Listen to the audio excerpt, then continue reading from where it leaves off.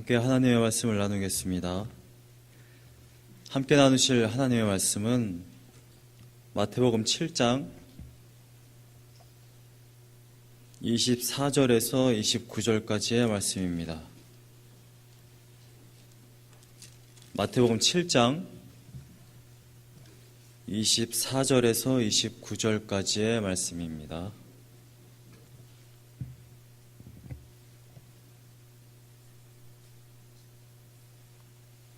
마태복음 7장 24절에서 29절까지의 말씀 다 찾으신 줄로 알고 제가 봉독하겠습니다.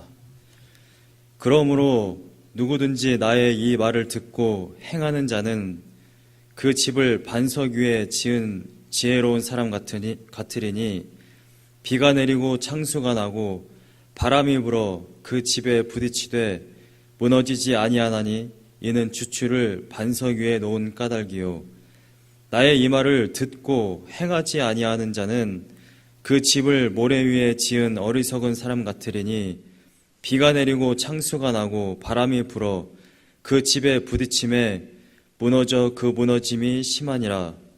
예수께서 이 말씀을 마치심에 무리들이 그의 가르침에 놀라니 이는 그 가르치시는 것이 권위 있는 자와 같고 그들의 서기관들과 같지 아니함일러라.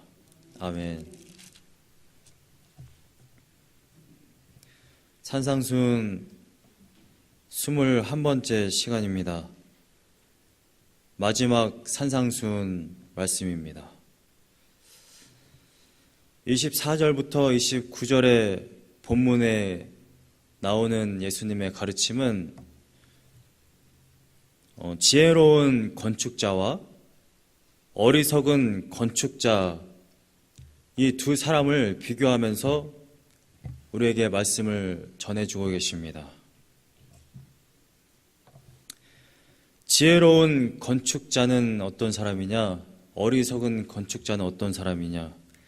지혜로운 건축자는 그 집을 반석 위에 세운 사람이고 어리석은 건축자는 모래 위에 반석을 세운 사람이라는 것입니다.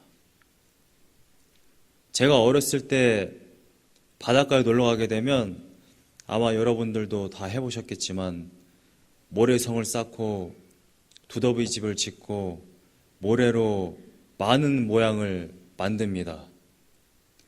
한 어린아이가 그렇게 많은 그런 성이나 어떤 모양을 마음껏 지을 수 있는 이유는 아무리 내가 마음껏 지어도 파도 한 방이면 다시 원상복귀 될 수 있다는 그러한 믿음이 있었기 때문인 것이죠. 근데 만약에 한 어린아이가 자신이 짓고 싶다고 해서 어떤 시멘트나 나무로 자기 마음껏 어떤 건물을 짓는다고 한다면 아마 큰 문제가 될 것입니다. 그와 같이 모래로 집을 짓는다라는 것은 정말 한순간에 무너질 수밖에 없는 너무나도 기초가 없는 그러한 재료를 말하고 있는 것이죠. 그런데 24절과 26절의 비교를 보시게 되면 24절에 나오는 이 지혜로운 사람은 나의 이 말을 듣고 행하는 자라고 되어 있습니다. 26절에는 나의 이 말을 듣고 행하지 아니하는 자가 바로 모래 위에 지은 어리석은 사람이라고 말하고 있습니다.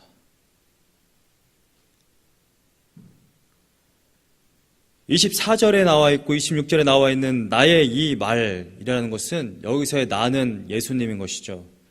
지금 산상수훈에서 산중에서 사람들에게 지금 말씀을 하고 있는 이 상황을 말하고 있는 것입니다. 예수님이 이 예수님의 말씀을 할 때에 그 예수님의 말씀을 듣고 행하는 자는 지혜로운 사람이고 듣기만 하고 행하지 아니하는 자는 어리석은 사람이다 라고 이렇게 말하고 있는 것입니다. 28절과 29절을 보시게 되면 무리들이 예수님의 말씀을 듣고 놀란다 이런 표현이 있습니다. 여기에 그의 가르치심에 놀라였다라는 표현이 있습니다. 곧 24절과 26절에 나와 있는 나의 이 말이라는 것은 예수님의 가르침을 이해하고 있는 것입니다. 산상수훈이 시작되어 있는 5장부터 7장에 이르기까지 예수님이 어떠한 가르침을 주셨어요. 예수님의 이 가르침을 듣고 행하는 자가 바로 지혜로운 자다라고 지금 말하고 있는 것입니다. 세상에서도 신념은 굉장히 중요합니다. 어떠한 기준, 모든 사람들이 어떠한 행동을 하고 어떠한 말을 할 때에는 분명한 기준이 있습니다. 하나님의 사람들은 하나님의 말씀이 기준이 되어야 될 줄로 믿습니다. 우리가 어떠한 말을 할 때에, 어떠한 행동을 할 때에, 인생에 어떠한 결정을 내릴 때에 예수님의 말씀을 기준해서 우리는 판단을 하고 행동을 해야만 하는 것이죠. 2007년도에 여러분 아마 잘 아실 겁니다. 백지연이라는 그 아나운서가 있습니다. 손석희 아나운서 다음으로 100분 토론도 진행했었고요. 굉장히 스마트한 그런 아나운서로 저희가 잘 알고 있습니다. 2007년도에 한 보험회사에 광고를 찍게 됐어요. CF를 찍으러 그 장소에 갔는데 이 원고를 보니까 마지막에 이러한 문구가 있는 겁니다. 여러분, 저도 이 상품을 구매했습니다. 이 회사 측에서는 백지연 아나운서가 이 상품을 구매했습니다라는 이 멘트가 너무나도 중요했어요. 그런데 이 문구 때문에 백지연 아나운서는 이 CF를 찍지 않습니다. 왜냐하면 이 상품을 구매하지 않았다는 이유 하나 때문에. 그래서 수억 원의 돈을 날립니다. 주변 사람들이 다 바보라고 그랬대요. 아니, 찍고 나서 보험회사에 그 상품을 구매하면 되지. 아니면 구매 안 해도 누가 그것을 아냐. 근데 백지연 아나운서는 이 광고 회사와 또 오마이뉴스라는 그 신문과 인터뷰를 할 때 이렇게 말했다고 합니다. 내가 거짓말을 해서 사람들에게 이것을 사게 할 수는 없다. 이 소식을 접한 많은 네티즌들은 그 이후로 더 이 아나운서를 신뢰했다고 합니다. 백지연 아나운서는 단순히 자신의 어떠한 확고한 신념 때문에 이러한 행동을 했어요. 그런데 우리는 단순히 신념의 문제가 아니라 하나님의 말씀이 하라 하면 하고 하지 말라 하면 하지 않는 것이 바로 신앙인의 자세인 것입니다. 여러분들이 몇 주간, 21주간 동안 산상수훈을 들으셨습니다. 어떤 것은 듣기에 굉장히 버겁기도 하고 어떤 것은 벌써 다 잊어버리기도 했고 여러분들이 21주간 동안 예수님의 이 가르침을 들으셨는데 여러분들의 삶 가운데 예수님의 이 말씀과 가르침이 작용을 하고 계십니까? 여러분들이 이제 이 산상수훈이 끝으로 가는 이 시점에서 여러분들은 넓은 길이 아니라 생명의 길로 내가 매 순간마다 결정을 할 때에 나의 이익이나 나의 유익이 아니라 하나님의 유익과 하나님의 말씀에 준하는 그러한 결정을 하십니까? 저는 오늘 이 시간에 여러분들이 그것을 한번 돌아보는 시간 갖기를 원합니다. 오늘 본문에는 예수님이 분명히 말씀하십니다. 나의 이 말을 듣고 행하는 자는 그 집을 반석 위에 지은 지혜로운 사람과 같다. 예수님의 가르침이 어떠한 것입니까? 5장을 보시게 되면 예수님이 산상수훈을 이렇게 시작합니다. 5장 1절에 예수께서 무리를 모시고 산에 올라가 앉으시니 제자들이 나아온지라 2절에 입을 열어 가르쳐 이르시되 심령이 가난한 자는 복이 있다. 4절에 애통하는 자는 복이 있다. 온유한 자는 복이 있다. 의에 줄이고 목마른 자는 복이 있다. 긍휼히 여기는 자는 복이 있다. 마음이 청결한 자는 복이 있다. 화평하게 하는 자는 복이 있다. 의를 위하여 박해를 받은 자는 복이 있다. 나로 말미암아 너희를 욕하고 박해하고 거짓으로 너희를 거슬러 모든 악한 말을 할 때에 너희에게 복이 있다. 제가 팔복을 처음 설교할 때 분명히 말씀을 드렸습니다. 상식적으로 이 말씀을 읽을 때에 여러분들은 이것이 정말 복이라고 생각을 하십니까? 가난한데 복이 되는 것입니까? 애통하고 슬피하여 울고 있는데 이것이 정말 복입니까?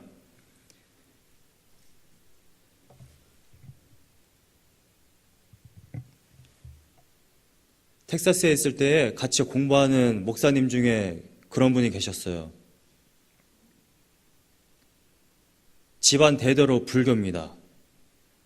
1년에 한두 번 절에 가는 그러한 불교 신자가 아니라 집 자체에 산 하나를 사서 산에 자기 집안만의 그 절을 세우고 주지승이 있는 그러한 집안입니다. 아주 부자죠. 산을 통째로 사고 절을 짓고 주지승까지 데려다 놓은 그러한 집안입니다. 집안 3대에 걸쳐서 불교를 정말 절실하게 섬겼던 집안이에요. 그런데 이 목사님이 대학교 때에 교회에 와서 신앙생활을 하게 되었는데 놀란 게 하나 있다고 합니다. 불교랑 똑같다라는 거예요. 사실은요, 신론, 구원론 모든 것이 다 다릅니다. 그런데 뭐가 똑같다는 거냐? 불교나 이슬람이나 기독교나 교회에 와서 원하는 건 다 한 가지라는 거예요. 잘 먹고 잘 살고 잘 놀고 맨날 구하는 것이 바로 그런 거라는 거예요. 기독교인들조차도 복이 하나님 앞에 붙어있는 것이 복이지 이것이 아니라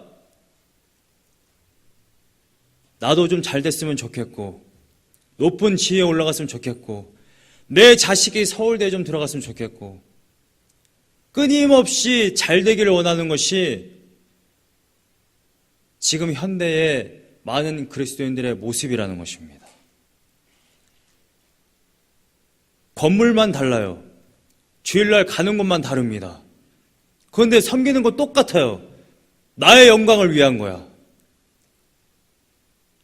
그것은 하나님 나라가 아니라는 것입니다. 예수님은 산상순을 이렇게 시작합니다. 회개하라, 천국이 가까이 왔느니라. 돌아와라, 하나님 나라가 가까이 왔다.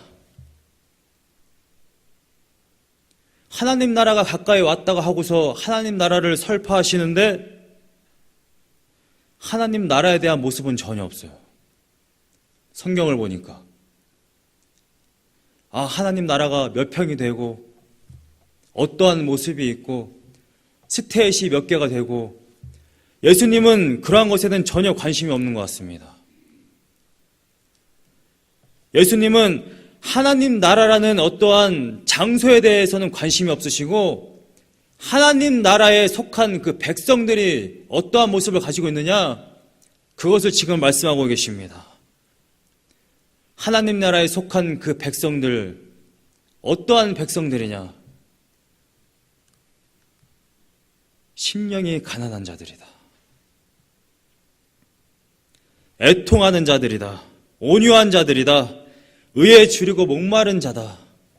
그것이 바로 하나님 백성의 모습이다 라는 것을 보여주고 있는 것입니다.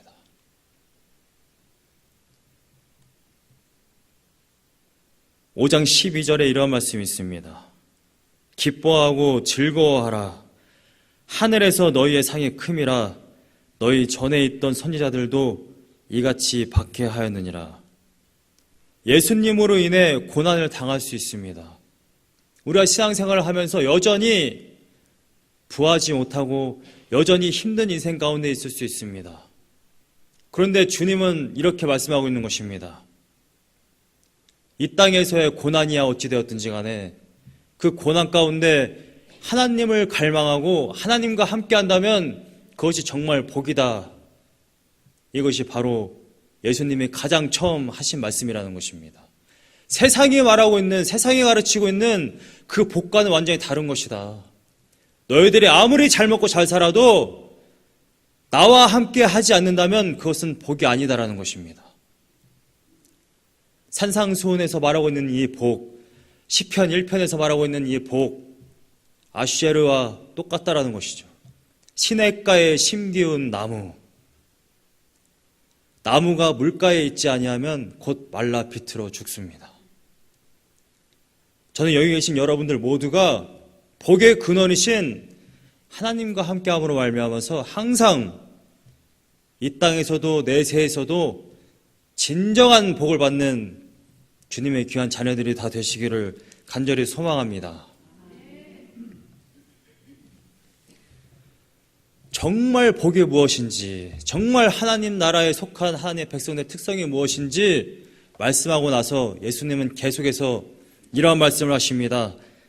이 땅에서 살아갈 때에 하나님의 자녀들은, 예수님의 제자들은 소금과 빛이다.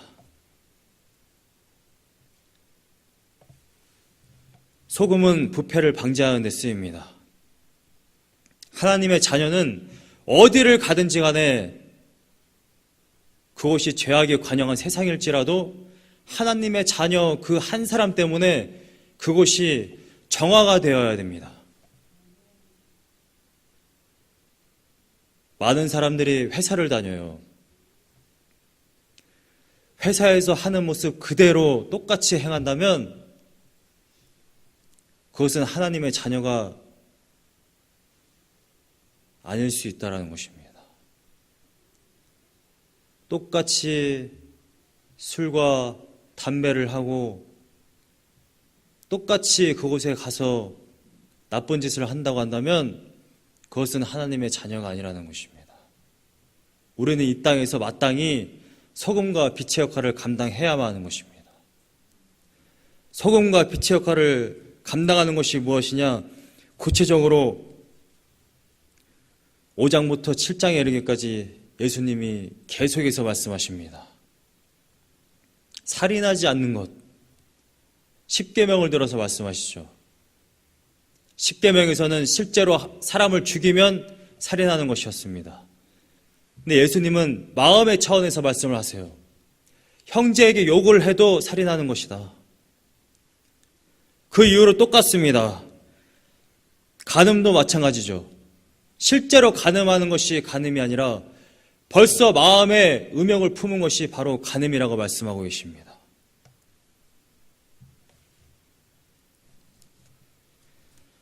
또 38절과 42절을 보시게 되면 보복을 하지 마라 라고 말하고 있습니다. 그리고 내 이웃을 사랑하고 내 원수까지도 사랑해라 라고 말씀하십니다. 결국 하나님의 말씀은, 예수님의 산상중의 가르침은 결국 사랑으로 귀결됩니다.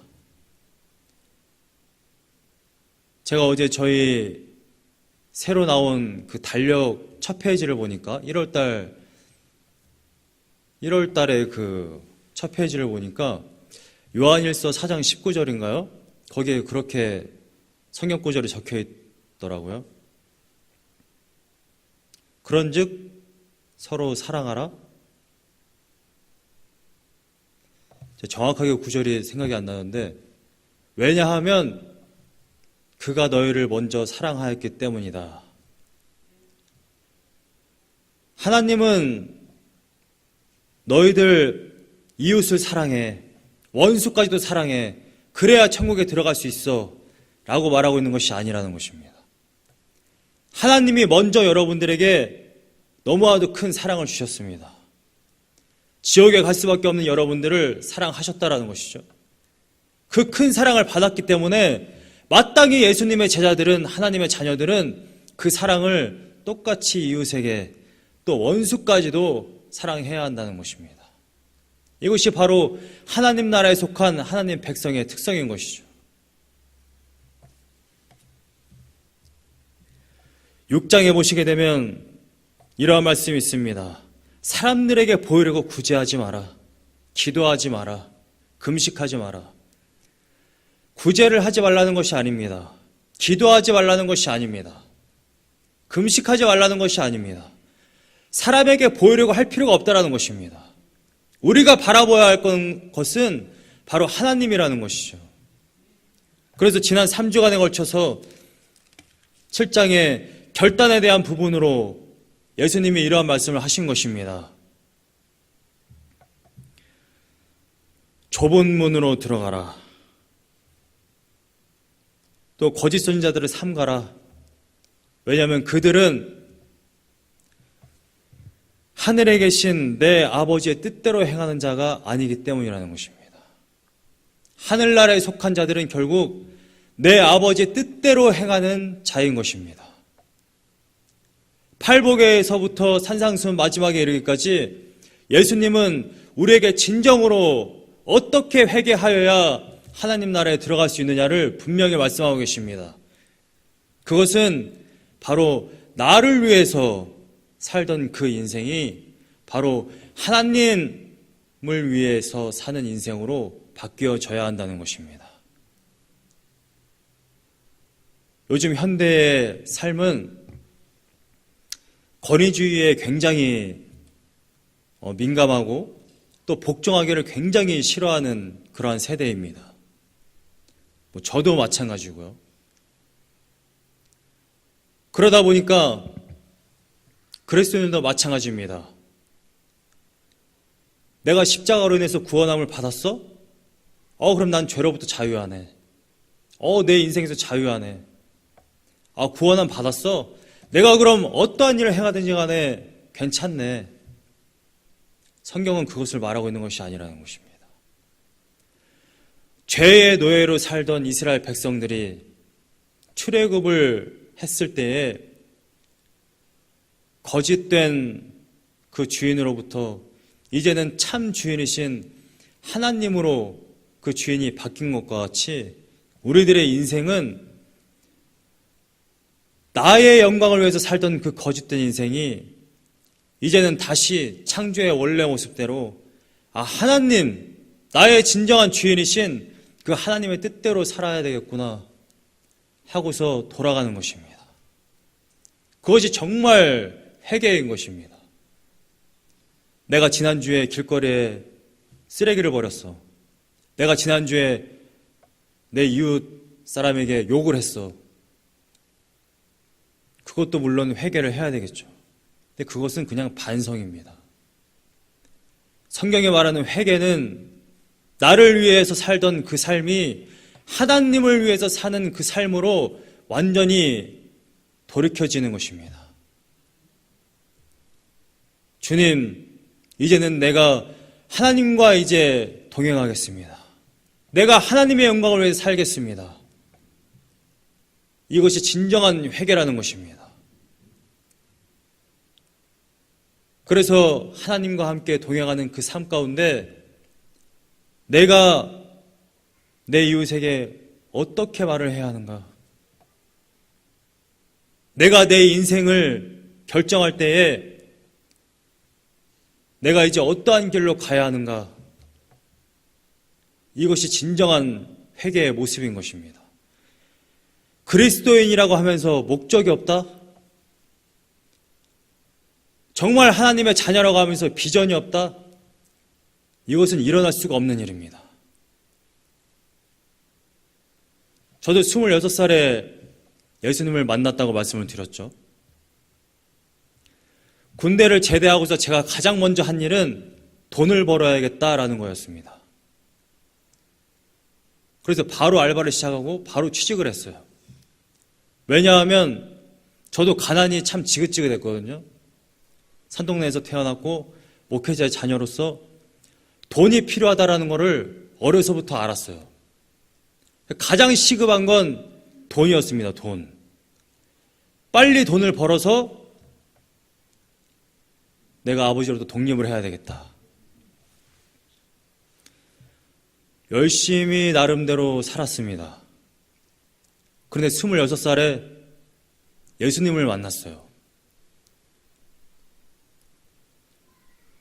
26살에 예수님을 만나니까 거의 몇 달 동안 생각한 거는 단 한 가지였습니다. 내가 하나님을 위해서 그럼 이제는 어떻게 살 것인가? 그거를 몇 달을 고민했습니다.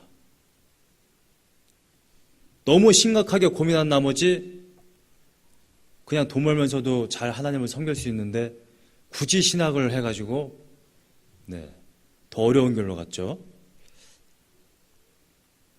우리들의 인생은 예수님을 만나기 전과 후로 나뉩니다. 예수님을 만나기 전에는 모르겠습니다. 어떻게 살았던지 간에. 그러나 내가 예수님을 만나고 내가 이제 하나님과 함께 해야 되겠다 결정하는 그 순간에 우리의 목적과 비전은 하나님의 나라, 하나님의 영광으로 바뀌게 되는 것입니다.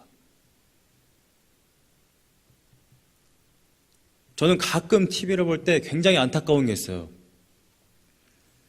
그리스도인이라고 말하면서 TV에 나와가지고 술을 마시고 담배를 피고 세상 사람들이 하는 짓을 다 합니다. 세상 사람들은 어떠한 생각을 할까요? 아, 교회 다니는 크리스찬 연예인이야? 아, 근데 똑같네. 우리가 생각하는 그 삶이랑 똑같네.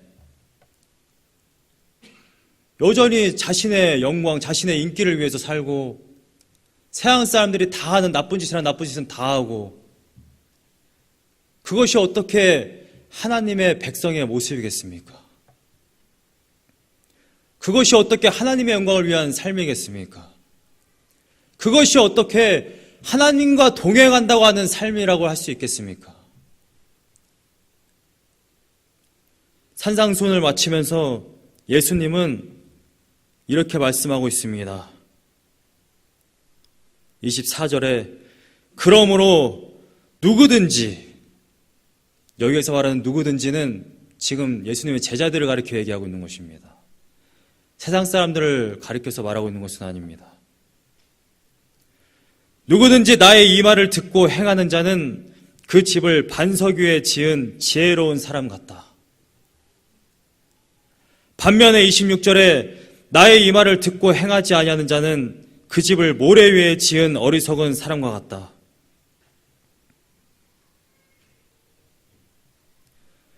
(24절과 26절에) 듣고라는 표현이 있는데요, 원어로는 같습니다만 영어 번역본 중에 NLT 번역은 다르게 번역을 했습니다. 24절에 듣고는 listen으로 했어요. 그리고 26절에 나의 이 말을 듣고라고 했을 때 이 듣고는 그냥 hear로 번역을 했습니다. 저는 이것이 문맥상 좀 더 나은 번역인 것 같습니다. listen은 내가 주의를 기울여서 듣는 것을 말합니다. 우리가 영어 능력 평가를 할 때 잘 듣고 답을 맞춰야 되죠. 또는 어떤 어른이 이야기를 할 때에 집중을 해서 듣는 행위를 말합니다. 그때 우리는 listen이라는 표현을 씁니다. 근데 반면에 hear라는 표현은 그냥 일반적인 소음, 자연의 소리, 자동차 소리 이런 것이 다 들릴 때 이런 것을 그냥 hear라고 합니다.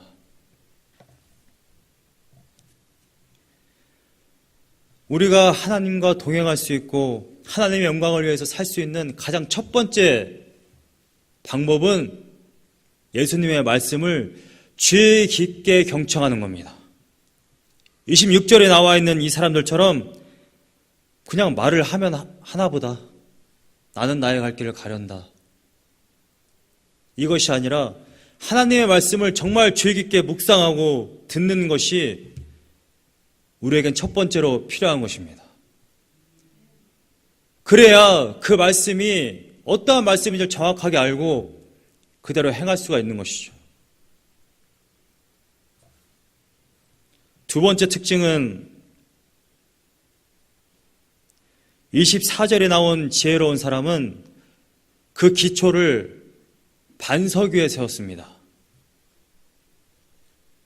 26절에 나온 어리석은 사람은 그 기초를 모래 위에 세웠어요.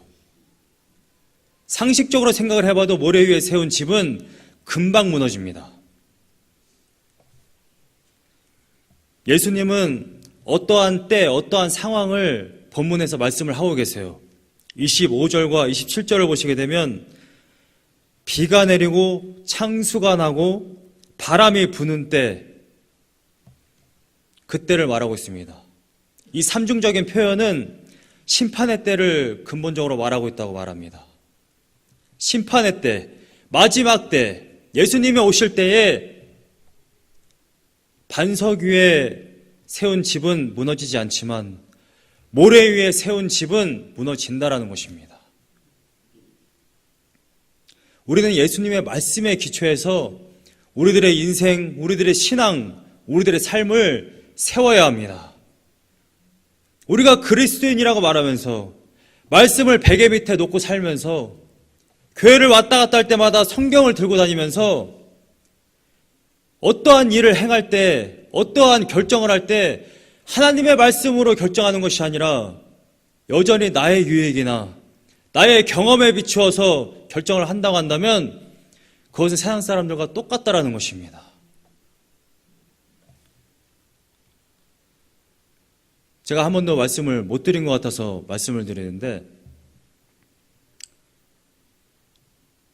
제 아내가 허리가 아팠던 것은 몇 주 됐습니다. 월요일 날도 그래도 괜찮았어요. 화요일 날 일을 가려고 세수를 했다고 합니다. 저는 그때 이제 새벽 기도에 나왔다가 한 7시가 좀 안 돼서 집에 돌아갔는데, 세수를 하다가 허리가 삐끗해서 그때부터 거동을 못하게 된 거예요. 이 말만 들으면 굉장히 황당한 겁니다. 고작 세수를 하다가 허리를 뼈가지고 저렇게 거동을 못하다니. 결국 12시간을 버티다가 이머전시를 갔다가 거기서 주사를 맞고 왔는데, 그날 밤에 또 엄청난 고통 때문에 결국 앰뷸런스를 불러가지고 새벽 3시에 또 갔죠. 그러고서는 하루 동안 입원해 있다가 왔습니다. 세수를 하다가 허리를 뺐다라는 것은 그것만 보면 굉장히 우스운 일입니다. 그런데 저도 그런 경험이 있어요. 어느 날 밥을 먹다가요, 숟가락을 이렇게 들고서는 밥을 먹고 숟가락을 놓쳤어요, 상 밑에. 이 숟가락을 들다가 허리를 뼈가지고 한 달을 누워 있었던 적이 있습니다. 내가 숟가락을 들었다고 해서 다쳤다는 것이 아니라, 세수를 하는 것이 우리를 다치게 하는 게 아니라 허리의 힘이 그만큼 약해져 있는 상태였던 거죠. 기초가 부실하면 아주 작은 것에도 우리는 무너질 수 있다는 겁니다. 그런데 예수님은 이러한 표현을 쓰세요. 비가 내린다.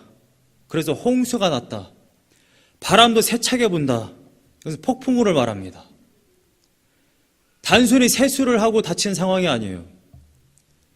숟갈을 놓쳐서 숟갈을 드는 상황이 아닙니다. 여러분들 인생 가운데 정말 비가 내리고 홍수가 나고 폭풍우가 몰아치는 그러한 순간이 있다라는 것입니다. 그러한 때 여러분들의 기초가 튼튼하지 않으면 무너질 수밖에 없다라는 것입니다. 저보다 인생을 오래 사셨기 때문에 인생 가운데 얼마나 고난이 있고 힘듦이 있고 역경이 있고 유혹이 있는지 여러분들이 잘 아십니다. 그럴 때 하나님의 말씀이 기초에 있지 않는다면 우리들은 하나님의 영광을 위해서 그 길을 걸어가는 것이 아니라 나의 영광을 위해서 다른 길을 걸어갈 수 있다는 것입니다. 좁은 문이지만 좁은 문은 생명으로 인도하는 문이고, 넓은 문은 넓은 문이지만 멸망으로 인도하는 문일 수 있다는 것인데, 우리는 하나님의 말씀에 기초해 있지 않으면 우리는 그때그때마다 하나님의 영광이나 하나님의 말씀이 아니라 나의 유익과 나의 생각으로 결정을 할 수밖에 없다는 것이죠. 여러분들이 잘 아시다시피 저희가 여기 올 때에 고민을 했던 이유는 이것이 정말 하나님의 뜻이고 하나님의 말씀이면 그냥 오면 됩니다. 그런데 우리의 욕심이 있는 거예요. 큰 교회 갔으면 좋겠다. 기왕이면 먹고 살 수 있는 곳이면 좋겠다. 나의 욕심이 개입되니까 그게 너무 힘든 겁니다.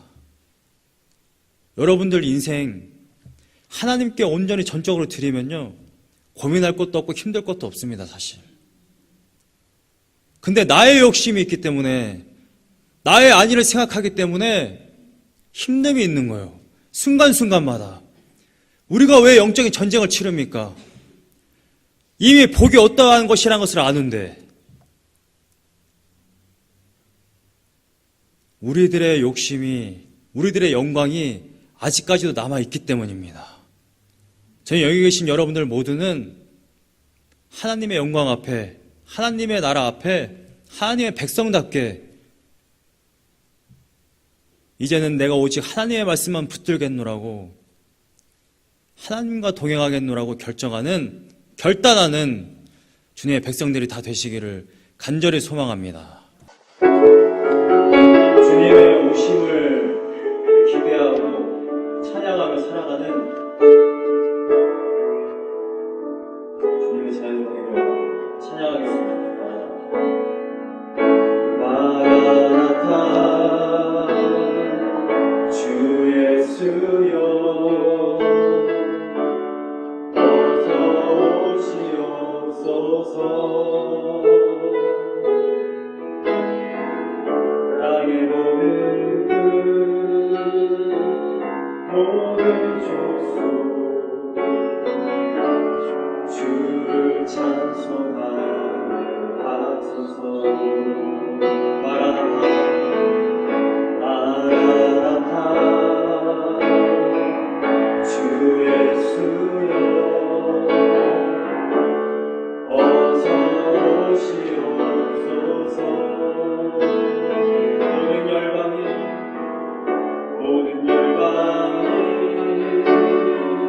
주께로 춤추며 경배하게 하소서. 우리 주님 다시 오실 길을 만드사 십자가를 들고 땅 끝까지 우린 가리라. 우리 주님 하늘 영광 높은 땅에서 주를 맞으리.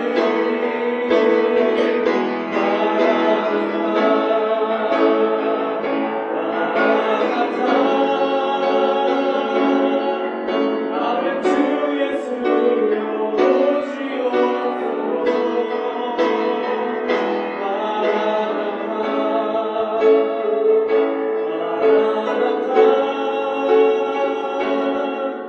아멘. 주 예수여 오시옵소서.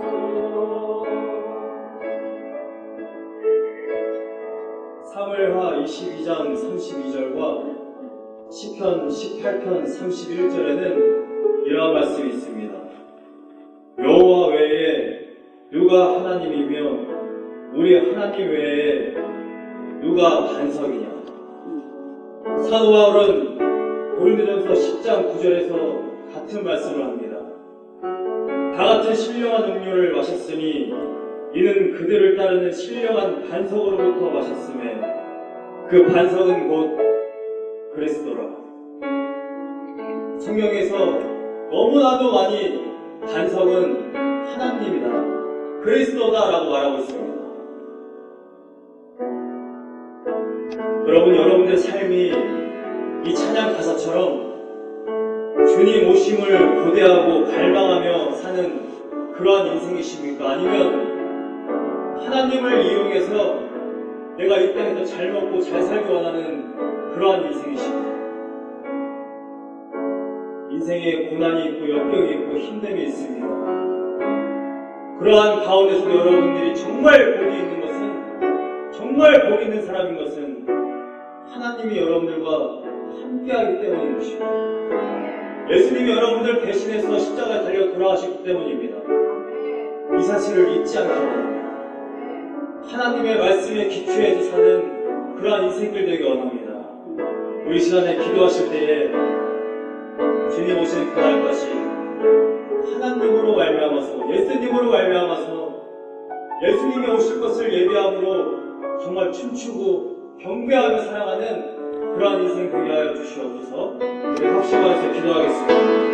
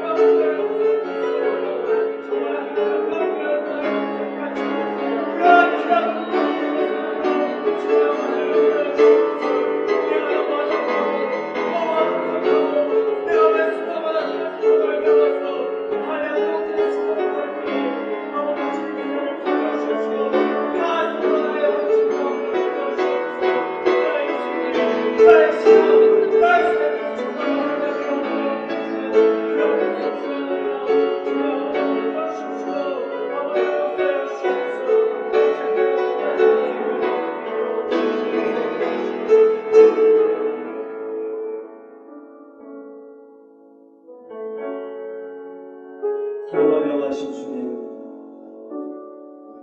하나님께서는 우리에게 한량없는 은혜를 베풀어 주시고 지옥으로 갈 수밖에 없는 인생들을 하나님의 오른손으로 건지셔서 저 생명으로 옮기셨는데, 우리는 하나님의 은혜를 잊고 하나님의 그 사랑을 잊고 또다시 나는 나 홀로인 것처럼 나의 영광을 위해서 나의 열심과 나의 모든 진을 빼서 이 인생을 살아갈 때가 너무 많습니다. 여전히 하나님을 위한 삶이 아니라 나의 참 주인이신 그 예수 그리스도를 따르는 삶이 아니라 세상의 가치관과 세상에서 나를 돋보이기 위해서 사람들의 눈치와 사람들의 말 한마디 때문에 우리가 이 세상을 살아갈 때가 너무 많습니다. 주님, 하나님께서 나를 건지셨고 나와 지금 함께하고 계시고 나에게 한량없는 그 복을 부어주셨다는 것을 잊지 않고 이 땅에서 정말 행복하게 사람이 나에게 어찌하든지 간에 인생이 나에게 어떠한 시련을 주든지 간에 인생을 살아가면서 비가 내리고 홍수가 나고 바람이 불든지 간에 나에게는 참 하나님, 나의 참 주인이신 그분이 나와 함께 하시는 것을 믿고 살아가는 주님의 백성들 되게 하여 주시옵소서. 어느 때든지 간에 믿음이 흔들리지 않게 하시고 담대하고 강한 하나님의 귀한 백성들 될 수 있도록 인도하여 주시옵소서. 우리들의 모든 기초가 우리들에게 결정하는 이 인생길의 모든 결정권이 하나님의 말씀에 있음을 믿고 항상 하나님의 말씀을 묵상하고 하나님과 동행하는 귀한 인생들 되게 하여 주시옵소서. 아멘. 우리의 힘으로 되지 않게 또한 기도합니다. 한 주간 살아가는 동안 말씀으로 충만하게 하시고 하나님의 뜻대로 걸어갈 수 있도록 주님께서 우리들의 발걸음을 인도하시고 성령으로 충만하게 역사하여 주시옵소서. 아멘. 오직 주님만 의지하고 주님께서 우리들의 모든 기도를 들으실 것을 믿사오며 예수님의 이름으로 기도하였습니다.